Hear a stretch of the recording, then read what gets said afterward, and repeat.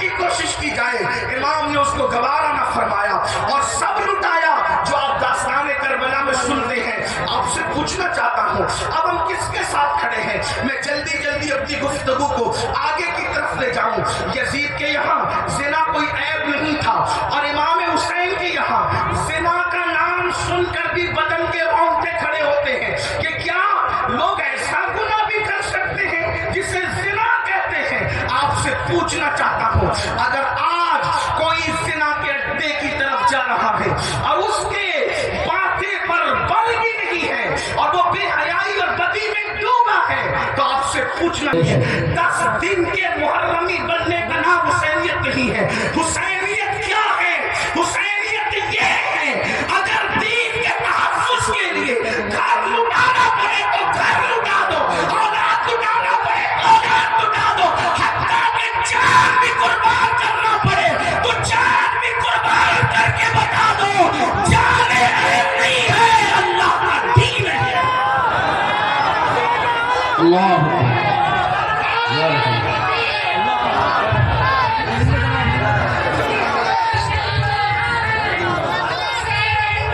بڑی معذرت کے ساتھ کچھ لوگوں نے حسینیت کو بہت سستا کر دیا۔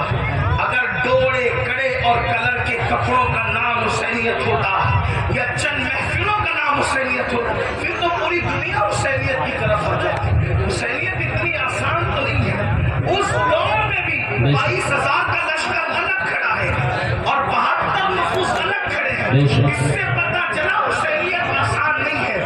اب اپنے آپ میں ڈوب کر سوچو قیامت کے دن اللہ اکبر کس کے ساتھ اٹھو گے؟ میری قوم کے وہ جوانوں جو اپنی راتوں کو گندی فلموں کے ساتھ جو ہے وہ اللہ اکبر جہنم کے عذاب کو قبول کرتے ہوئے خدا کے چیلنج سے نہ ڈرتے ہوئے نرم نرم گدوں پہ لیٹ کر اگر زنا کے مناظر دیکھ رہے ہو تو میں یہاں پلوہ موجود ہے ایک بات عرض کروں کہ یزید بھی تو کہیں پھر ایسا کام کرنے والوں سے اس معاملے میں 2 قدم پیچھے نظر آ رہا ہے، اور میری قوم کے وہ جوان جو اپنے آپ کو حسینی کہتے ہیں، رسول سے محبت کا دعویٰ، اور کوئی مسلمان یہ تصور کر سکتا ہے کہ وہ زنا کے اڈے پہ جائے؟ وہ زنا جس کے بارے میں اللہ کے رسول صلی اللہ علیہ وسلم کہتا نبی نے فرمایا کہ قیامت کے دن زانیوں کو آگ کے کپڑے پہنائے جائیں گے، پہنایا جائے گا اور ان کی شرمگاہوں پر جہنم کی آگ بھڑکائی جائے گی۔ پھر اس کے بعد دوسری چیز شراب کو لے لیں، نشہ کو لے لیں۔ 16 17 سال کے لڑکے آج حقہ جو ہے وہ انسان کو نشے کی طرف تیزی کے ساتھ لے جا رہا ہے۔ میں حقے پر کوئی حکم تو نہیں لگا رہا ہوں، ویسے کہ کوئی میں مفتی بھی نہیں ہوں کہ میں حقے پر کوئی حکم لگاؤں، حکم بیان کرنا میرا کام نہیں۔ میں ایک چھوٹا سا طالب علم ہوں، اصلاح معاشرہ کی محفل میں صرف دل کا درد لے کر کے آیا ہوں۔ ابتدا حقے سے ہوتی ہے، حقہ تو کوئی حرام، دھیرے دھیرے انسان انوی کا، نشے کا اور خدا جانے کس کس چیز کا عادی ہو جاتا ہے۔ اور صرف پوچھتا ہوں یزید بھی نشہ کر رہا ہے، آپ بھی نشہ کر رہے ہیں، اور یزید کے اور آپ کے نشے میں فرق کیا ہے؟ اللہ اکبر، شاید یزید نے ایم ڈی وغیرہ کو خواب میں بھی نہیں دیکھا ہوگا۔ اللہ اکبر، اندازہ فرمائے کس طرف جا رہے ہو۔ اللہ اکبر، امام علی مقام والا جدی والی سلام کے سامنے کانوں سے سنے اللہ کے غیب کا نبی صلی اللہ علیہ وسلم ارشاد فرماتے ہیں راتوں کو کچھ لوگوں کے مکانات خود بخود زمین میں دھس جائیں گے، زمین کے اندر جو ہے زمین بوس ہو جائیں گے۔ آپ کبھی سنتے ہیں نا کہ فلاں بلڈنگ گر گئی، فلاں بلڈنگ زمین میں دفن ہو گئی۔ میں یہ نہیں کہتا کہ سب اسی وجہ سے ہوتی ہے، لیکن اللہ کے حبیب غیب کا نبی صلی اللہ علیہ وسلم گھروں کے اجڑنے کے، گھروں کے زمین بوس ہونے کے اسباب کیا بیان کرتے ہیں۔ لوگ کہتے ہیں ہمارے گھروں پر یہ چل رہا ہے وہ چل رہا ہے، میں نے کہا جو چلا رہے ہیں ان کے بھی ساتھ نہیں ہے، لیکن اپنا ترتب بھی تو دیکھو۔ قرآن کہتا ہے وما اصابکم من مصیبت فبما کسبت ایدیکم، کہ تم پر جو بھی مصیبت آتی ہے وہ تمہارے لیے دھرا ہے، وہ تمہارے برے اعمال کا نتیجہ ہے۔ اللہ اکبر، کیا ہوا؟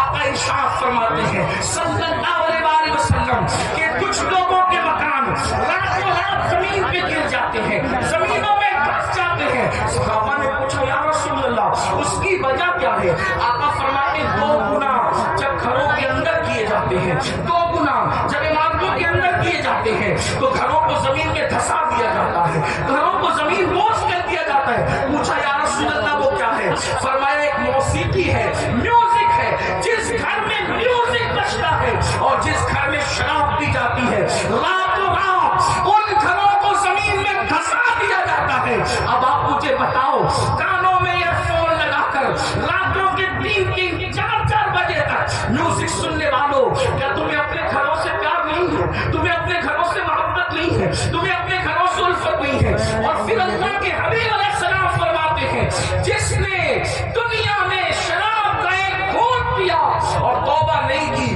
جب وہ مرے گا تو مرنے وقت اس کی زبان پہ کلمہ جاری نہیں ہوگا، وہ کلمے سے محروم رہے گا۔ اور یہاں تک کہ حضرت مالک الدینار فرماتے ہیں، میں نے کئی نشہ کرنے والوں کو کفر پر مرتے دیکھا ہے۔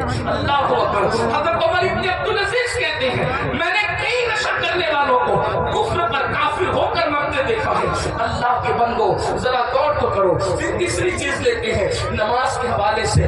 95% لوگ نماز نہیں پڑھتے ہمارے معاشرے کا، اور بہت آسانی سے کہہ دیتے ہیں مولانا ہمیں ٹائم نہیں ملتا، بلکہ عاشور کے شب میں بھی، جس میں جمعرات ہی کو جنگ ہو رہی تھی کربلا، اکثر مورخین کہتے ہیں جمعرات کو ہی جب وہ جنگ کا آغاز کر دیا تھا۔ امام پاک نے پوچھا قاضی عباس سے، عباس کیا کر رہے ہیں لوگ؟ کہا وہ تو جنگ شروع کرنے کی بات کرتے ہیں۔ کہا ان سے کہہ دو کہ ہمیں نماز بہت پسند ہے، ہمیں تلاوت بہت پسند ہے، ہمیں کریا اللہ کے لیے کرنا بہت پسند ہے، ذکر اذکار بہت پسند ہے۔ وہ جنگ تو ہونی ہے، لیکن ایک رات کی وہ ہمیں مہلت دے دیں تاکہ آنے والی رات شب عاشور ہے، اس پہ ہم اللہ کی عبادت کریں، کریا وزاری کریں۔ آپ سے پوچھتا ہوں، امام تو مہلت لے رہے ہیں عبادت کے لیے، اور اللہ رب العزت نے ہمیں پوری زندگی دی ہے، عبادت کی طرف نہیں آتے۔ کتنی سادگی سے انسان کہتا ہے مولانا ٹائم نہیں ملتا۔ مجھے بتاؤ ہم سے بڑھ کر کے مکر کون کر رہا ہے؟ ہم کہتے ہیں ٹائم نہیں ملتا۔ اگر تلاوت کے لیے ٹائم نہیں ہے تو گھنٹوں گھنٹوں واٹس ایپ پر وقت کے لیے کیسے ٹائم ملتا ہے؟ اگر اللہ کی عبادت کے لیے ٹائم نہیں ہے تو فیس بک پر یوٹیوب پر گھنٹوں گزارنے کے لیے ٹائم کیسے ملتا ہے؟ دوستوں کے ساتھ گپ شپ کرنے کے لیے ٹائم کیسے ملتا ہے؟ یاد رکھیے اللہ کے بندو، کب تک عیاشیاں کرتے رہو گے؟ کب تک جرائم کرتے رہو گے؟ کب تک خدا کے غضب کو چیلنج کرتے رہو گے؟ کب تک اللہ کے عذاب کو دعوت دیتے رہو گے؟ کب تک خدا کے عذاب سے غفلت برتتے رہو گے؟ یاد رکھنا اللہ نے کسی کو بہت لمبی عمر ہمیشہ کے لیے نہیں دی ہے۔ آخر موت ہے، موت آخر موت ہے، موت۔ جب اس نے محبوبوں کو موت دی ہے تو پھر مردودوں کا کیا حال ہوگا؟ جب اس نے مقربین کو موت کا مزہ چکھایا ہے تو دور رہنے والوں کا کیا حال ہوگا؟ یاد رکھنا جس دن روح کا رشتہ جسم سے ٹوٹ جائے گا اس دن سوائے پچھتاوے کے کچھ ہاتھ نہیں آئے گا۔ اللہ اللہ، جب لوگوں کے درمیان بیٹھتے ہو تو ولیوں کی طرح باتیں کرتے ہو، اور جب تنہائیوں میں ہوتے ہو تو شیطان کا ننگا ناچ بن جاتے ہو۔ یہ منافقت نہیں ہے تو اور کیا ہے؟ زبان کچھ اور کہے اور کردار کچھ اور کہے۔ قرآن کہتا ہے لما تقولون ما لا تفعلون، وہ کیوں کہتے ہو جس پر خود عمل نہیں کرتے۔ مسلمانوں بتاؤ، اللہ اکبر، ہمیں نماز کے لیے ٹائم نہیں۔ کون نماز؟ وہ نماز جو معراج المومنین ہے، وہ نماز جو رسول اللہ صلی اللہ علیہ وسلم کی آنکھوں کی ٹھنڈک ہے، وہ نماز جو گناہوں سے انسان کو ایسے پاک کر دیتی ہے جیسے غسل کرنے والوں کے جسم کا میل ختم ہو جاتا ہے، وہ نماز جو اللہ سے بندے کو قریب کر دیتی ہے، اللہ کا قرب نصیب ہوتا ہے جس نماز سے۔ کون سی نماز؟ وہ نماز جس کی بنیاد پر انسان رحمتوں کا مستحق ہوتا ہے۔ کون سی نماز؟ وہ نماز جس سے روزی میں برکت ہوتی ہے، وہ نماز جس کے بعد دعائیں قبول ہوتی ہے، وہ نماز جس کے پڑھنے سے بیماریوں کا خاتمہ ہوتا ہے، وہ نماز جس کے بعد انسان کو مقام محبوبیت ملتا ہے، وہ نماز۔ اللہ اکبر، سارے احکامات زمین پر بھیجے گئے،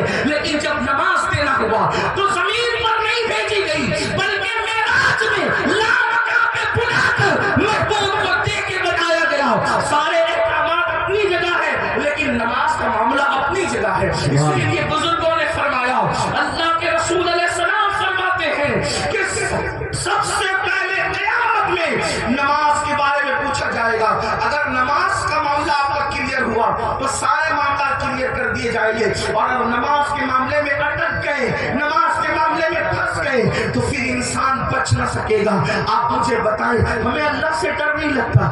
جس قیامت کے دن کے بارے میں کعب احبار کہتے ہیں, اگر 70 انبیاء کے برابر بھی کوئی اعمال اور فرض محال لے کر کے پہنچے تو بھی وہ اپنے اعمال کو حقیر جانے گا. حقیر. آپ سے پوچھتا ہوں, کیوں وقت نہیں نکالتے؟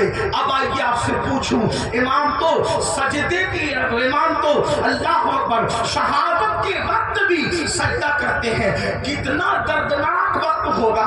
اللہ اللہ, جب انسان کا ایکسیڈنٹ ہوتا ہے اور وہ موت کو قریب دیکھتا ہے تو انسان اپنی جان کی فکر کرتا ہے, مگر قربان میرے امام شہید کربلا نے جب آخری وقت آیا تو بھی اپنے سر کو سجدے میں رکھا اور سر سجدے میں رکھ کر کے بتا دیا, اوروں کو جان سے محبت ہے لیکن علی کے بیٹے کو اپنی جان سے زیادہ سجدے سے محبت ہے.